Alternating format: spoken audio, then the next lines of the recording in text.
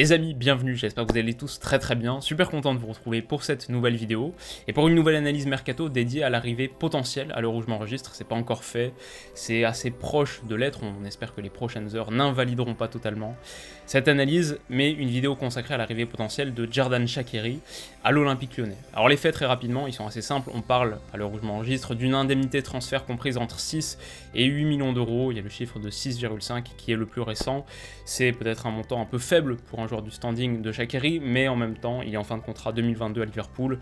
il pourrait partir libre l'été prochain, même dans 6 mois, donc ceci explique sans doute cela. Niveau salaire, c'est 350 000 euros mensuels qui sont évoqués, ce qui en ferait le joueur le mieux rémunéré du club, surtout depuis le départ de Memphis qui était autour de 400. Voilà pour les faits les plus basiques. Sur Shaqiri le joueur, bon, son armoire à trophées est bien garnie, 2 Ligues des Champions, une Première Ligue, 3 Bundesliga, il est passé après tout par l'Inter, par le Bayern, par Liverpool, des clubs dans lesquels il a rendu des services, alors pas tous de la même nature, peut-être moins à l'Inter qu'au Bayern ou à Liverpool, mais rendu des services dans des clubs qui étaient vraisemblablement un cran au-dessus de son niveau moyen. Les moments dans sa carrière où il a été plus qu'un joker finalement, les seules saisons où il a dépassé les 2000 minutes,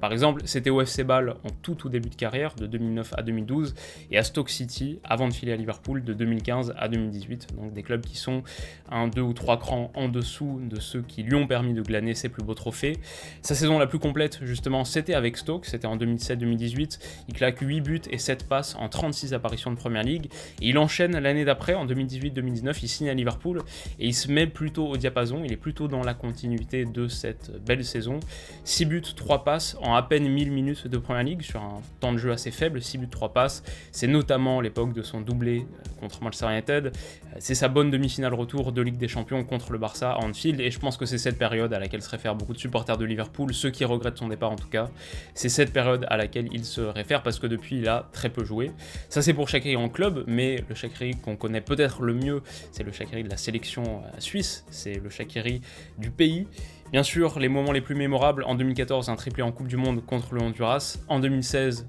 sans doute le but du tournoi contre la Pologne. Cet été bien sûr à l'Euro, 3 buts et une passe décisive pour lui en 5 apparitions, permet à la Suisse de franchir enfin le palier des huitièmes de finale d'une compétition internationale majeure, ça on s'en souvient très bien.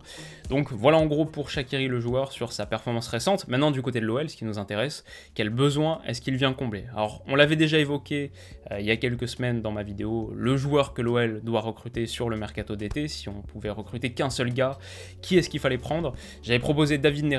Ce qui est sûr, c'est qu'il y a un gros besoin de qualité sur les flancs, sur les ailes, et peut-être a fortiori sur l'aile droite. C'est en tout cas la réflexion que j'avais élaborée, et Shaqiri s'inscrit plutôt bien là-dedans. Maintenant, est-ce qu'il convient au style d'ailier que privilégie Peter Bosz? Si on se réfère en tout cas à son expérience du côté de Leverkusen, pas trop. À Leverkusen, Bosz c'était plutôt des ailiers classiques, on va dire, très rapides. Moussa Diaby, Léon Bailey, Karim Bellarabi. Donc petite surprise de voir arriver un joueur qui est plutôt un gars qui repique en faux pied, qui n'est pas vraiment un ailier de profondeur, peut-être plus un ailier de demi-espace, qui aime ses positions un petit peu plus axiales, dont l'explosivité est réduite, en tout cas c'est pas un joueur qui t'avale 30 mètres d'espace le long de la ligne de touche. Après, ces profils de transition et ces profils supersoniques qu'a eu donc Bosz du côté de Leverkusen, peut-être qu'ils sont plus adaptés à la Bundesliga qu'à la Ligue 1. En Bundesliga où ça joue à 100 à l'heure, en Ligue 1 l'OL va souvent rencontrer des blocs regroupés dans le dernier tiers, qu'il faut fissurer ou qu'il faut faire sauter tout simplement par une frappe depuis l'extérieur de la surface par exemple, par une passe dans l'intervalle bien senti. Voilà, là Shaqiri fait peut-être plus sens dans ce concept et dans l'absolu. Sur le profil, ça me semble pas incohérent, je sais pas si on a vraiment besoin d'un type d'ailier supersonique ultra rapide en Ligue 1 à l'OL. Le contre-pressing, c'est une dimension importante, après tout, c'est quelque chose qui est un point central, cardinal de la philosophie de jeu de Peter Bosz. C'est quelque chose que Shaqiri a connu à Liverpool, bien sûr, quand t'as évolué sous les ordres de Jürgen Klopp, t'es un expert a priori, en tout cas théorique, du contre-pressing. Maintenant, il y a cette affinité théorique comme on l'a dit, et il presse, Shaqiri presse, les stats avancées le montrent. Maintenant il ne faut pas s'attendre à un vrai gratteur de ballon. Pour presser il faut aussi que le corps suive, il faut qu'il y ait le cardio pour. On va le voir dans quelques minutes, tout ça c'est pas vraiment les points forts de Xherdan Shaqiri. On sait que l'OL est sur une stratégie de low cost pour finir sur l'OL, on sait que l'OL est sur une stratégie de coût réduit. Et cette contrainte, plus les demandes de Peter Bosz qui exigent des renforts de qualité, c'est le mot qu'il a utilisé à plusieurs reprises, vraiment il veut pas étoffer quantitativement son effectif, et il attend pas vraiment des joueurs prometteurs qui pourraient apporter des choses dans 1 ou 2 saisons, il veut renforcer son 11 titulaire. Pour réunir ces deux choses, donc le besoin de qualité et le manque de ressources financières, tu es obligé de tenter des coups un petit peu particuliers, et Shaqiri s'ancre plutôt bien dans cette idée. Mon avis sur la question, c'est que au moins c'est une indemnité assez basse pour un joueur de ce standing, 6, 8 millions d'euros, 6,5, ça réduit les risques qui sont encourus. Maintenant le salaire est un peu élevé quand même pour un club comme l'OL, il devient le plus gros salaire du club, je pense que l'OL est jamais monté au-dessus de 400, 450 000, là tu prends un gars à 350 000, c'est peut-être particulièrement problématique pour un joueur qui va avoir 30 ans dans 2 mois à peine, oui 29 ans aujourd'hui, mais 30 ans dans 2 mois, problématique aussi peut-être pour un joueur qui est aussi souvent blessé que Shaqiri, il a raté 31 matchs pour cause de blessure en 2019-2020, il y a 2 saisons, 9 en 2020-2021, ce qui est pas négligeable, beaucoup d'absences époque Bayern aussi, la plupart au niveau de ses mollets, ce qui est peut-être pas une coïncidence. Sur son niveau maximum, je pense qu'il a ce qu'il faut pour dynamiter la Ligue 1, ce serait se méprendre sur le niveau du championnat que d'estimer qu'un joueur comme Shaqiri n'est pas en capacité d'apporter un plus à une équipe comme l'OL. Maintenant, ça c'est sur son niveau max, est-ce que sur son niveau moyen, sur ce qu'on va voir journée après journée, entre son inconstance intrinsèque et ses blessures, est-ce qu'il va vraiment permettre à l'OL de franchir un cap sur sa production offensive? En 12 ans de carrière, après tout, il n'a jamais dépassé la barre des 9 buts en championnat, il n'a jamais fait plus que 9 buts en championnat, même en Suisse. Donc il y a peu de chances qu'il soit le remplaçant, qu'il comble le vide statistique que va laisser Memphis Depay. Ce serait une vraie surprise que ce soit le cas. En tant que supporter de l'OL, je vais dire que je prends ce transfert. On a besoin de renforts dans l'absolu et a fortiori sur cette zone. Je suis aussi rassuré par la faible indemnité, c'est pas très cher, tout en ayant pas mal de certitudes sur son niveau maximum aussi. On voit avec la Suisse, on a vu sur certaines périodes à Liverpool